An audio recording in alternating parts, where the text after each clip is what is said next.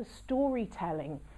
The stories that you remember, and through the stories you actually remember the facts and figures. So I'm going to tell you a few little stories today, and hopefully, you gain some insights that can make a difference in your business tomorrow. My largest business was setting up a restaurant and bar, so a complete startup. It was a building 5,000 square feet over 2 floors, and it just had pillars. There was no windows, no. First year we won the best newcomer restaurant awards for the area, and then best bar none and all of that. And the way that I did it was engaging with my customers. Actually, what I knew in theory, actually doing in practice, I physically rang up my customers and spoke to them and found out what they wanted. And then when I was doing something they wanted, I'd bring them up again. And got them into the habit of looking on the website, constantly changing it, making offers and making it relevant to the people.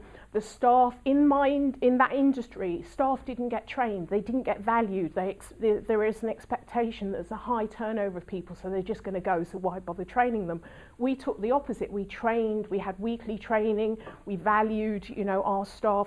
Through your staff, you hit your customers, and unless you value the people around you, you're not going to value your customers, because the thing is, they're the ones that are kind of the front face of your organisation. So you don't really need to worry so much about your customers. You need to worry about who's at the front face, who's representing you, not only you, but everyone else in your organisation. So that's kind of my background to all of this, talking about the relationships you build in your business that will perpetrate outside of your business, how you can really make a difference in your business, what's the key things, what's the unique things that you do that your customers want, and how you can communicate them.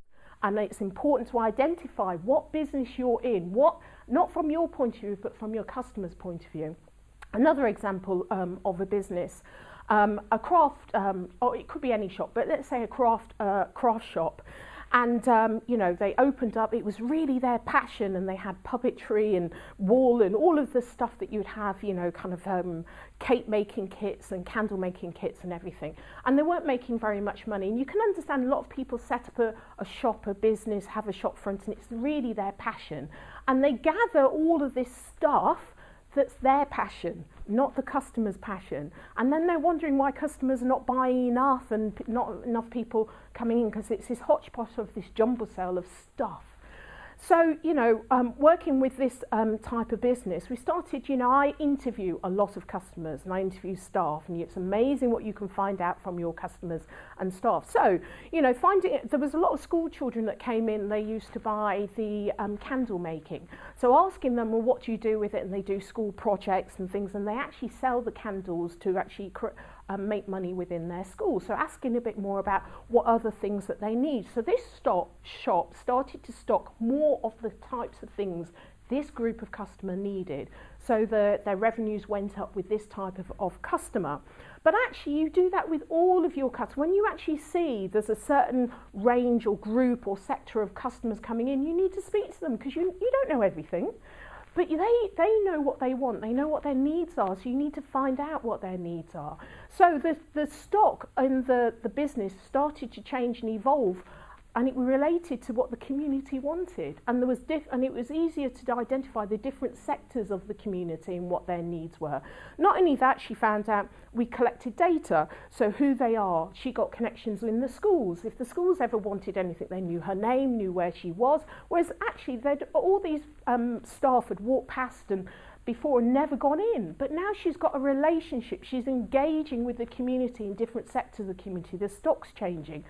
It's gone from loss making to profit making because of that. So this is why it's important to identify what business you're in, the character of the business, and from your customer's point of view, not from no one's interested in you, not from your point of view. Fair enough, we've all got these passions, but the passions on their own isn't going to make a successful business.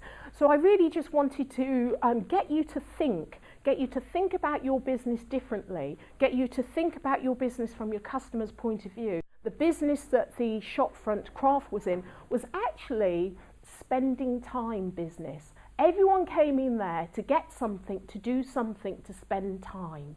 So how now your whole world opens up. If you're creating time for people, you're giving them activities to spend time, and it's a joyful thing. It's a lovely thing that you can go off in a corner and create something new. So you're actually, all the way you communicate with your customer is going to be different, and it's going to be a different type of communication for the different sectors that you're working with. Hopefully you've learned something today that you can implement in your business tomorrow. Thank you very much.